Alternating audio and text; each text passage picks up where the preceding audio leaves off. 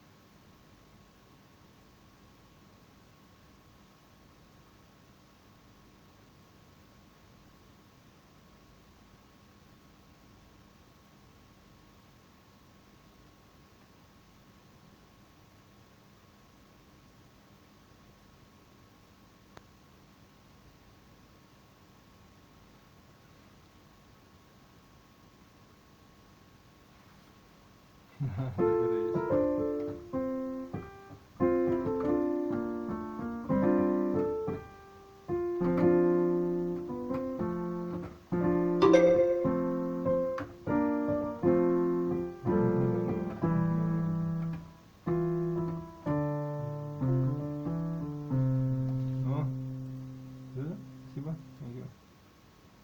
Gracias.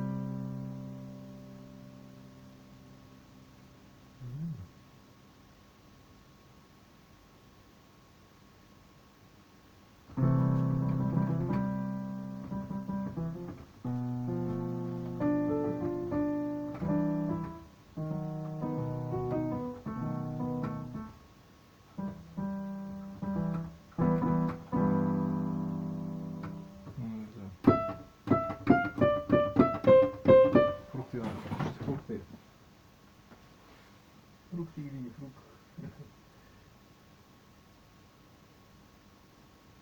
Наоборот, этого не люблю. Вот чем?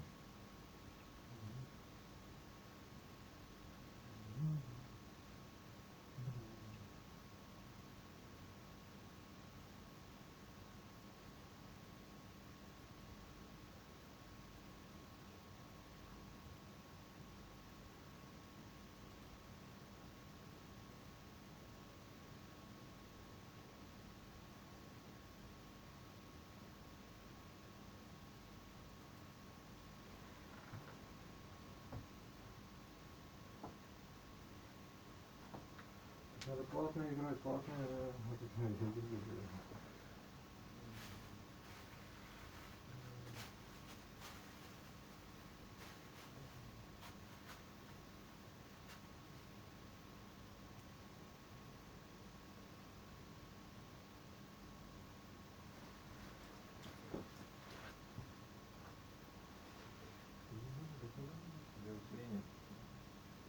Что там надо?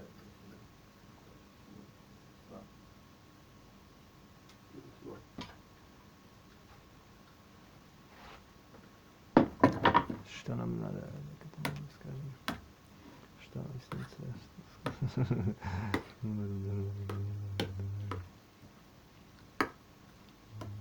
на сегодня. Я на Берлине. Я на Берлине. Я на Берлине.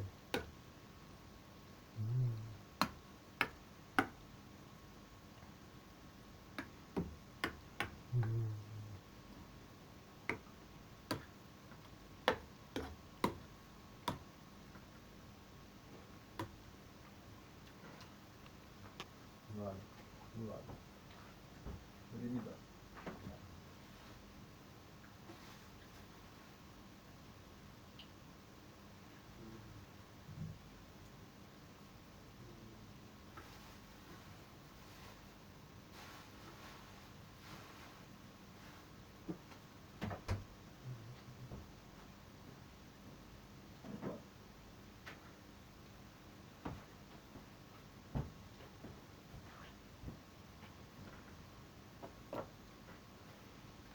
речи.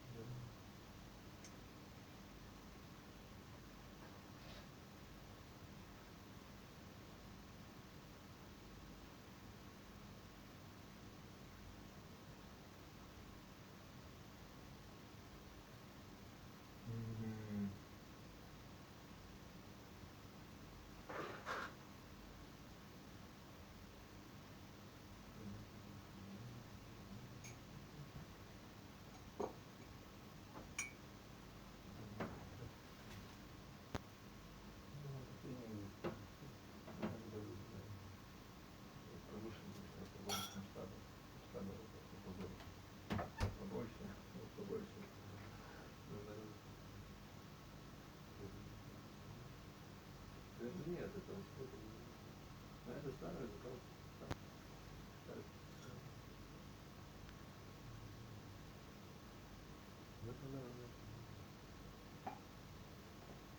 да. Нет, ну вот это он не так. Ну что, выкинешь, что ли? Да,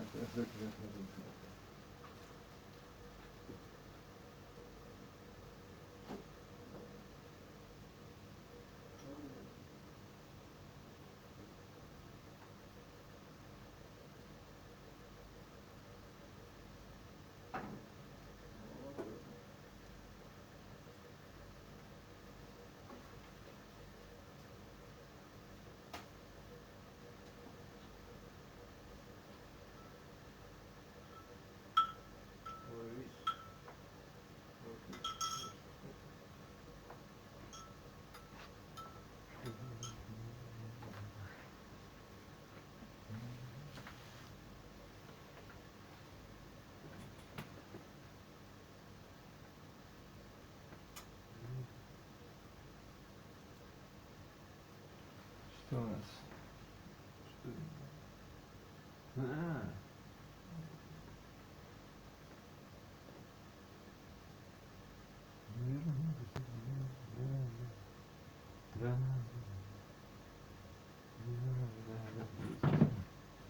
Ну ты смотри,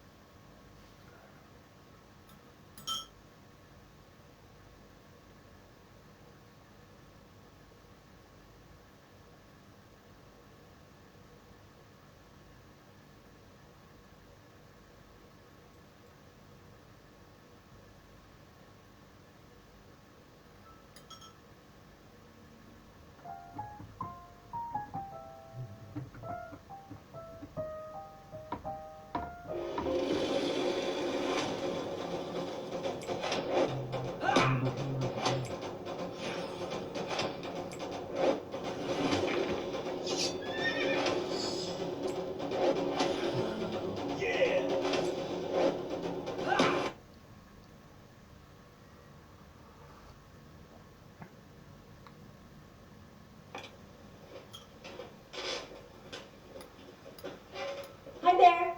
Today I'll be introducing to you a very efficient piano exercise book called Schmidt Opus 16 Preparatory Exercise for the Piano. I would like to thank my piano teacher for showing me this book because ever since I started practicing Schmidt, I feel like my techniques got a lot better. Also, I've been having a lot more fun practicing at home, so I've been practicing a lot more than the past. And this book is also good for any level students who's currently learning piano. The first few pages are for beginners. So if you just started piano, I suggest you look at the first few pages. And as you advance, there are more challenging exercises. But to be honest, it might look intimidating at first, looking at these pages. But they're actually quite fun. And sometimes after work, when I finish work at night, I'm brain dead but can't sleep. I try to practice a few parts of the Schmitz. So at least I'm using my time preciously, and also my finger techniques get better. It's good when you have challenging pieces to practice Schmitz. So today I'm going to be showing you how Schmitz should be practiced and cool parts of it.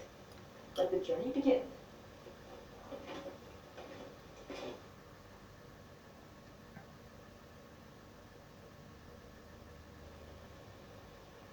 So I've been practicing measure 34 to 40 often, since the piece I'm currently practicing has a lot of keys I have to hold while playing the other notes. It took me a few weeks to kind of play them together. I'll be showing you ways so you can play them and make sure they're played well.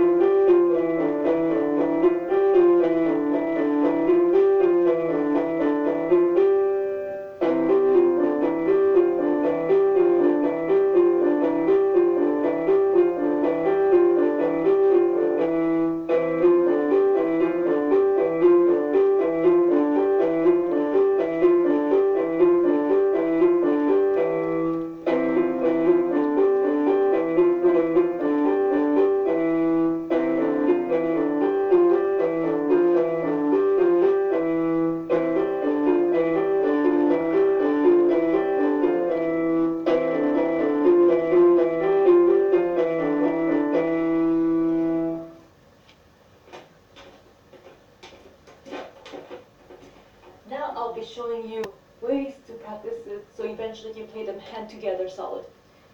So I'm gonna be showing you measure 34.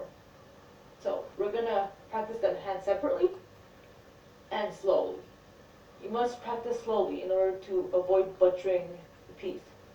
So I'm gonna start with the right hand, and measure 34, the C key is hold while everything else is playing.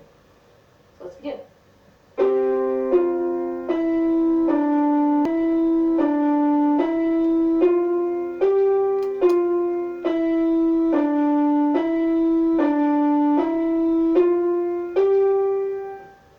Let's try that again, but slower.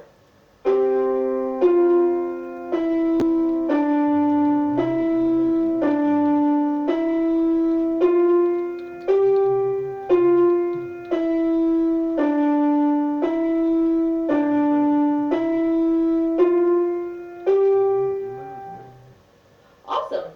If you still feel at ease playing it normally but slower, another way.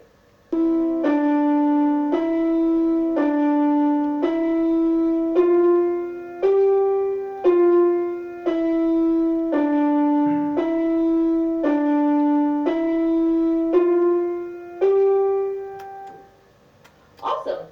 If you still feel at ease playing it normally but slower, another way is to play it staccato.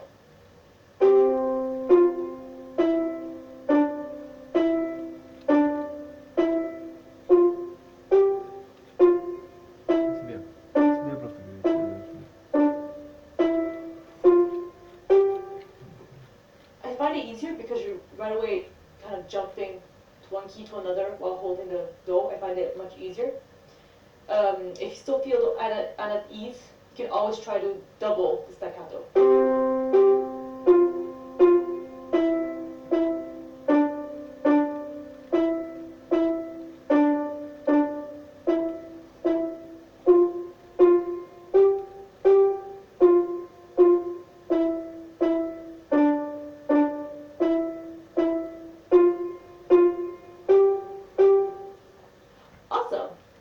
Now, you can play whichever style you wish, whichever strategy you like, as long as you feel at ease and you feel like it'll help you solidify the piece. So now we're going to focus on the left hand. Same concept. So we're going to be holding the do, the C. Sorry. Now I'm going to be practicing this the normal way but slow.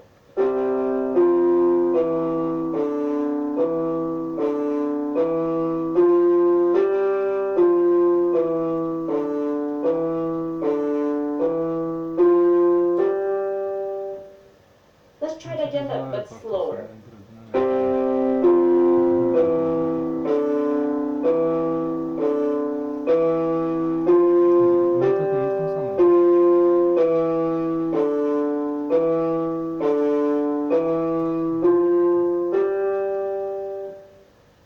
Awesome.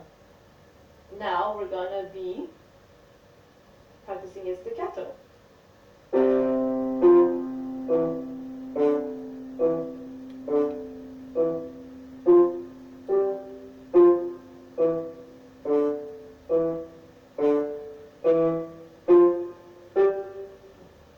Still feeling uncomfortable? Let's try to double the staccato.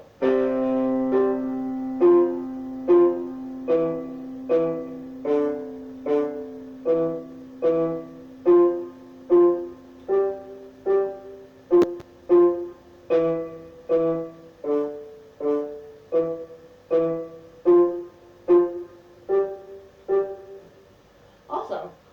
I'll be honest, as I said before, it took me a while to get this solid. So do not worry if you feel like you're not there yet. It's normal. It takes a lot of consistent effort. Like a good 5-10 minutes every day will make a big difference. So yeah, now let's try to play this regularly, hands together.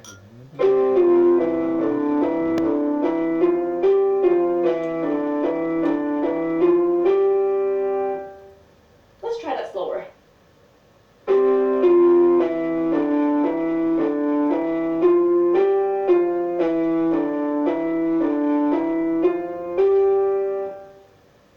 Still not at ease? Let's try to play staccato.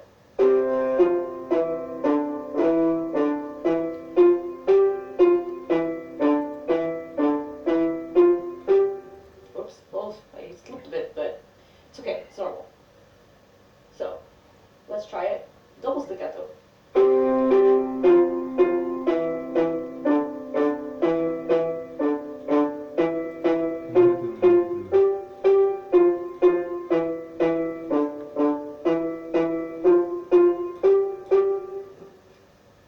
Let me try those last two staccatos. I'm going to try to make sure I play it properly.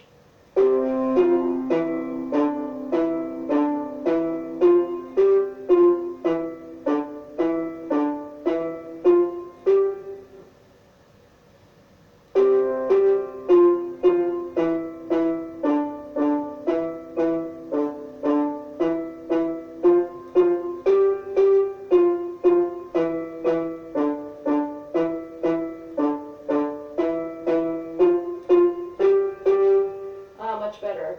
So yes, it happens that we falter while practicing. Just make sure you can address the mistake as soon as you can so you can fix it, and you can practice this slower so you won't butcher the exercise.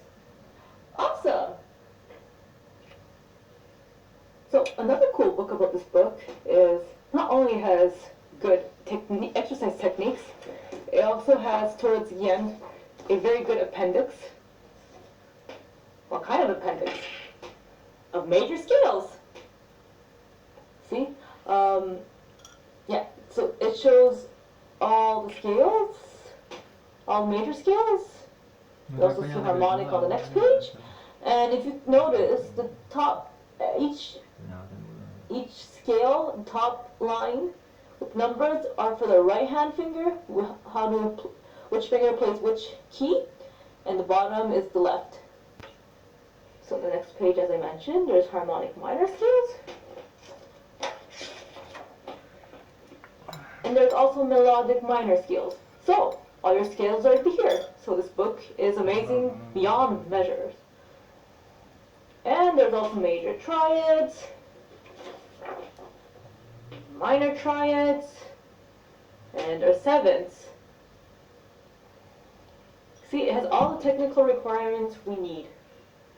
So this book is excellent. Amazing. To conclude, the Schmidt exercise book is amazing.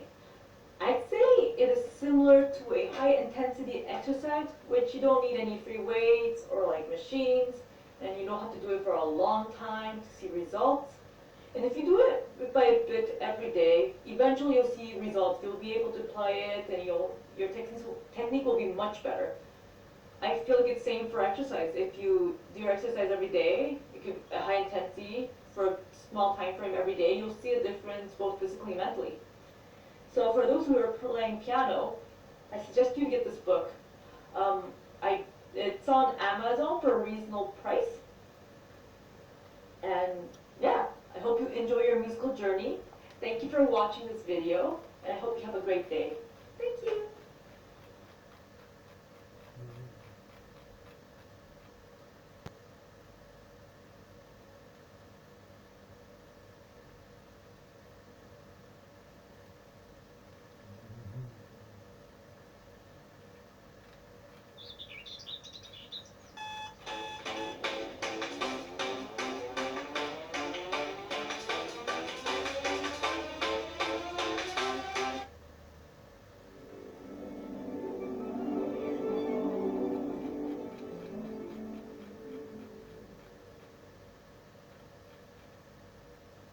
Hello, my name is Dr. Jacob Graham, and in this video I will teach you how to compose one-to-one counterpoint, also known as first species counterpoint.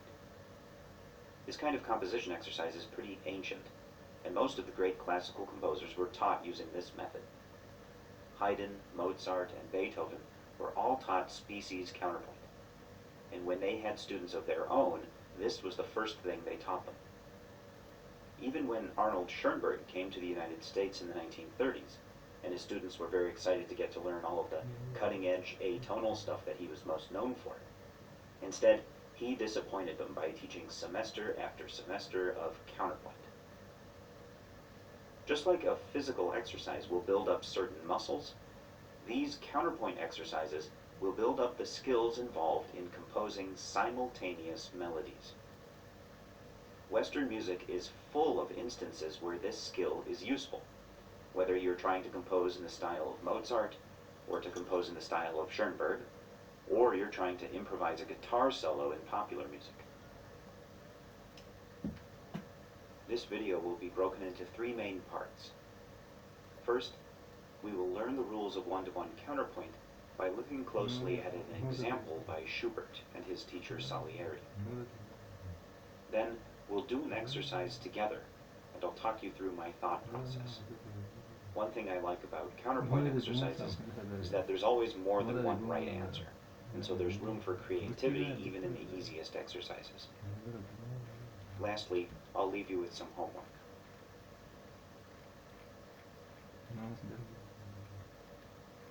Here's an example of a given melody, which you'll often hear referred to as the cantus firmus, which just means given melody in Latin. These tend to be pretty short, somewhere between 8 and 12 notes. The given melody is provided by the teacher, and the student has to compose a new melody to go with it. This one was written by the Viennese classical composer Antonio Salieri, who some of you might know better as the guy who did not kill Mozart. I like to think of the cantus firmus a little bit like what a haiku is in poetry. This is the fewest possible notes that still give the impression of a complete composition. It avoids anything unnecessary. So for instance, you'll notice that there are no directly repeated tones. We also don't repeat groups of tones, like melodic motives, since we want the given melody to be a complete whole that can't be broken up into smaller parts. So there's no question and answer or anything like that. When we compose polyphonic music, we want the listener to be able to split their attention between multiple melodies.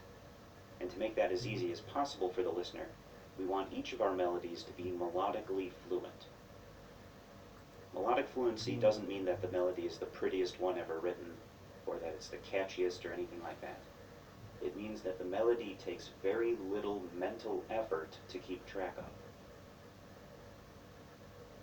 Here's what Salieri's given melody sounds like.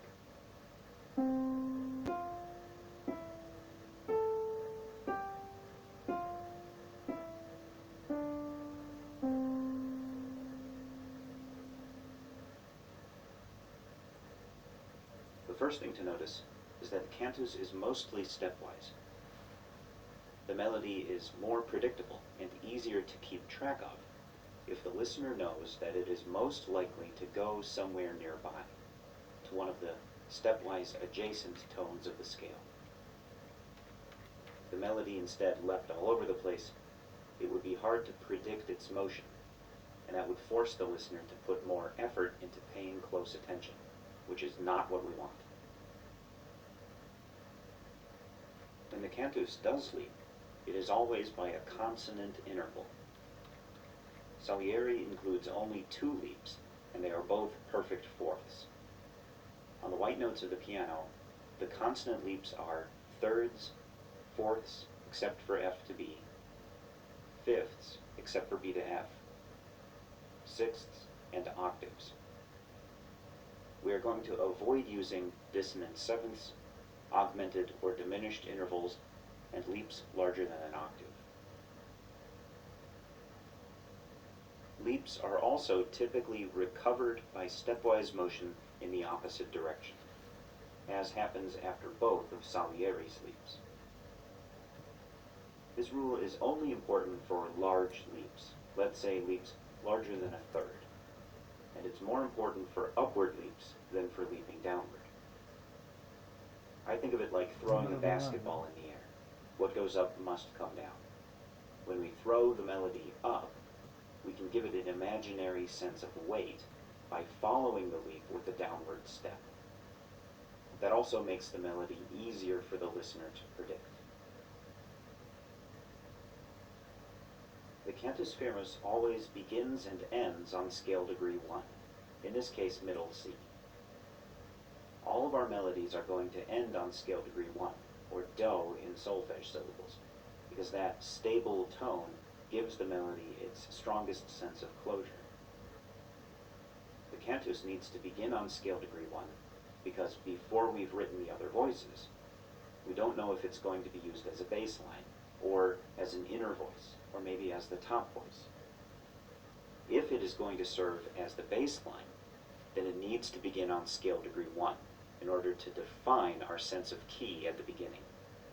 We want this haiku-like composition to have a good beginning, middle, and end. And scale degree 1 can be used to create a sense of stability for our beginning and our ending. Since our melody is going to begin and end in the same place, on scale degree 1, we need an intermediary goal of melodic motion that's far away from scale degree 1, that will clearly separate the state of rest at the beginning from the state of rest at the end. For that reason, a melodically fluent melody has a high point somewhere in the middle that is a consonant interval away from scale degree 1. Salieri's high point is A, which is a major sixth above C.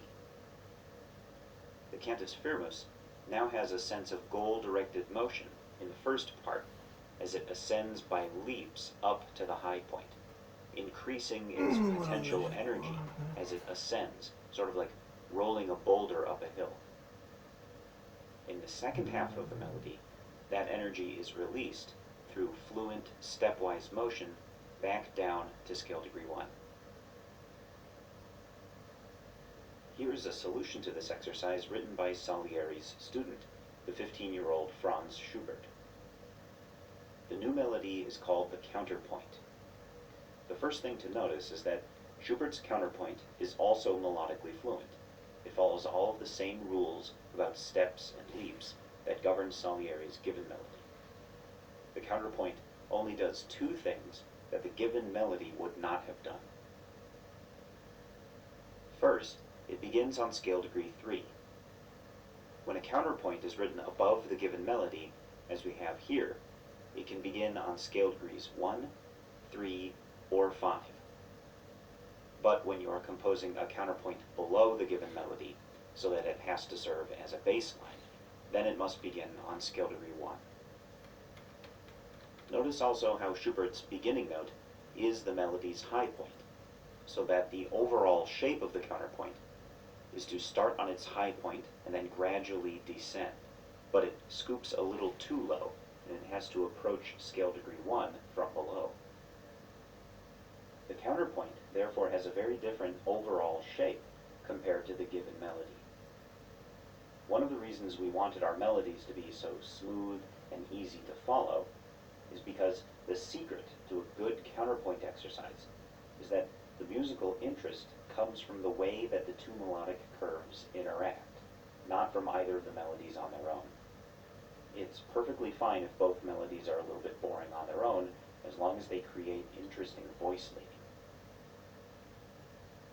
Let's listen to Schubert's counterpoint first on its own, and then listen to the two melodies together.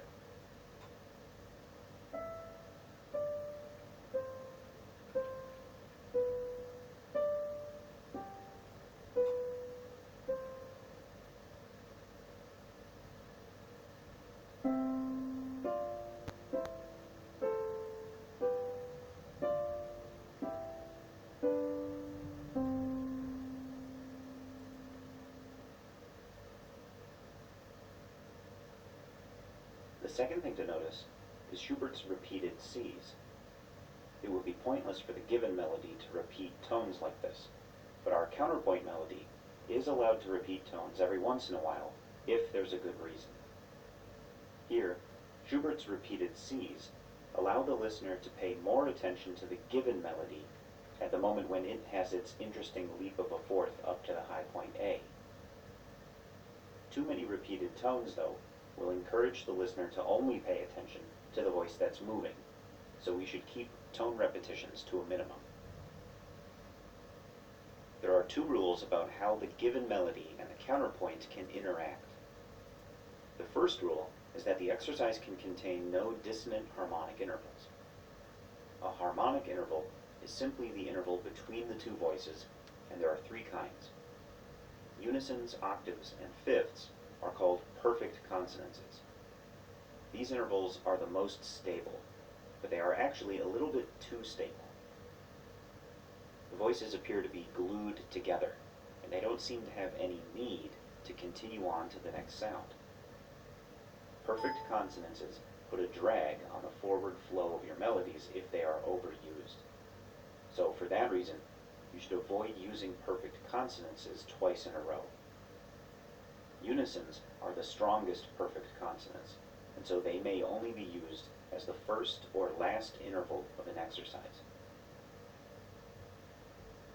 Thirds, sixths, and tenths are called imperfect consonances. Although the word imperfect makes these intervals sound like they're bad in some way, these are actually the most useful for our purposes. The two voices sound in agreement, but without sounding like they're stuck together. If the perfect consonances are like glue, then the imperfect consonances are like motor oil. They make it very easy for the two melodies to flow past one another smoothly, which is exactly what we're going for. Seconds, fourths, and sevenths are dissonant harmonic intervals, as are any augmented or diminished intervals.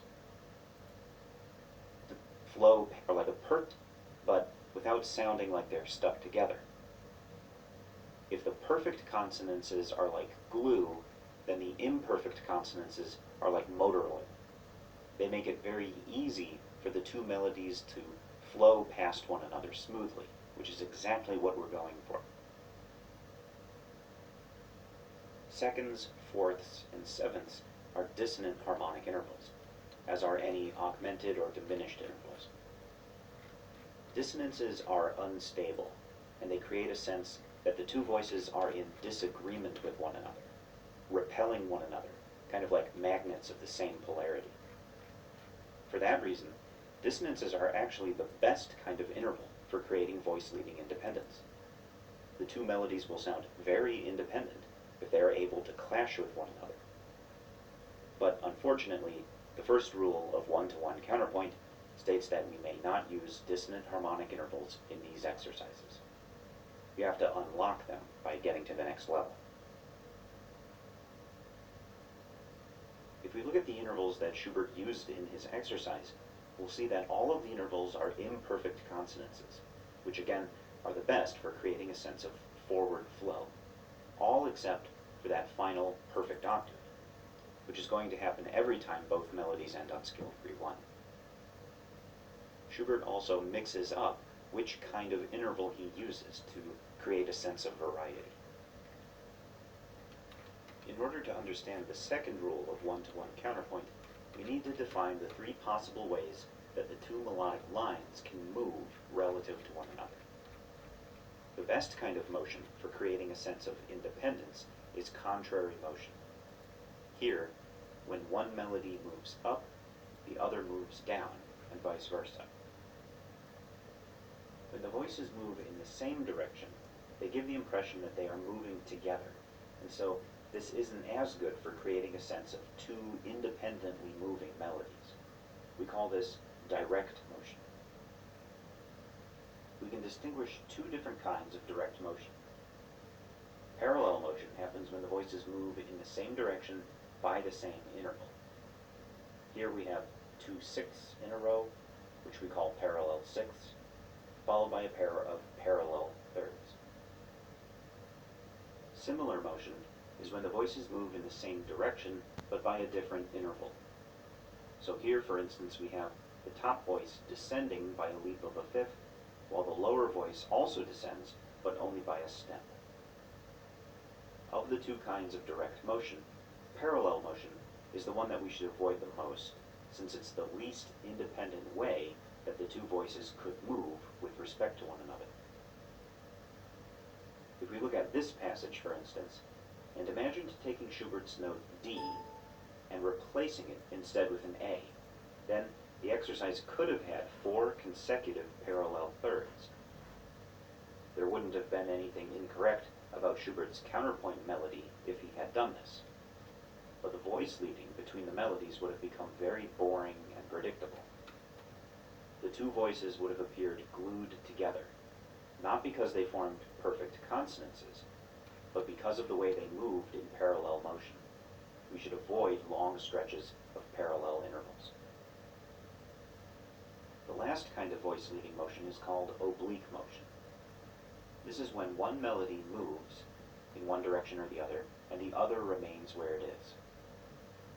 This will only happen in our one-to-one exercises when we compose a repeated tone in our counterpoint. Oblique motion definitely creates a sense of voice leading independence, and so it is better than direct motion in that sense. But if we overuse it in our counterpoint voice, then the other voice will be much more melodically interesting, and the listener will stop paying equal attention between the two voices. So again, only repeat tones when you really feel you need to. I've said that contrary motion is the preferred kind of motion, but in reality, there can be too much of a good thing. We want to have an unpredictable variety of motions in order to create the most interesting possible voice leading. Now we're ready to understand the second rule that Schubert obeyed while composing his counterpoint melody. We may not use direct motion to approach a perfect consonance. This rule makes perfect sense, since direct motion is the most stuck-together kind of voice-leading motion, and perfect consonances are the most stuck-together kind of harmonic interval. So this direct motion to a fifth and this direct motion to an octave are going to sound kind of clunky and inelegant. Even worse would be parallel fifths or parallel octaves. The melodies would sound completely fused together. Looking at Schubert's exercise, the only perfect consonance that he includes is the octave at the end, and it is safely approached by contrary motion. Schubert uses the sense of independence that comes from the contrary approach to counterbalance the sense of stuck-togetherness of the perfect octave. The task of composing a counterpoint below a given melody is almost exactly the same as writing one above. Students for some reason assume this is harder, but it really isn't. Here is Schubert's exercise for Salieri's Cantus Firmus. The most important thing to remember is that the counterpoint must start on scale degree 1. And very often you will be aiming towards a low point instead of a high point. In Schubert's case, the low point is the note A. Schubert's exercise includes 2 sets of repeated tones that I I'm find not to the be black a little screen. bit I'm suboptimal. okay. Now, I hesitate to criticize him, since after all he was I'm you. counterpointed by a mediocre lunatic. I wonder if you, the viewer, can find a solution that improves upon Schubert's. Composing an exercise in minor mode also doesn't change very much. Here's a Cantus Firmus that Salieri provided for Schubert that treats the note D as scale degree 1. Notice that the second to last note approaches scale degree 1 from scale degree 7 below, and that Salieri added an accidental to raise the note C to a C sharp. This is called raising the leading tone, and it is customary at the end of a cadence in a minor mode.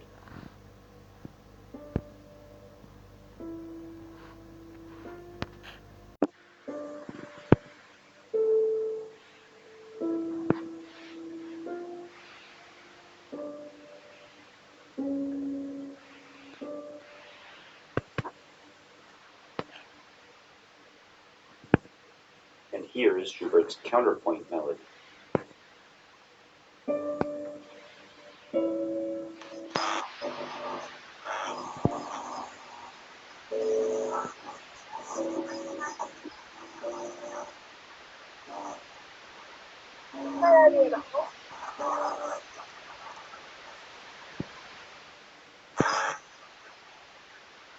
Hello, beautiful.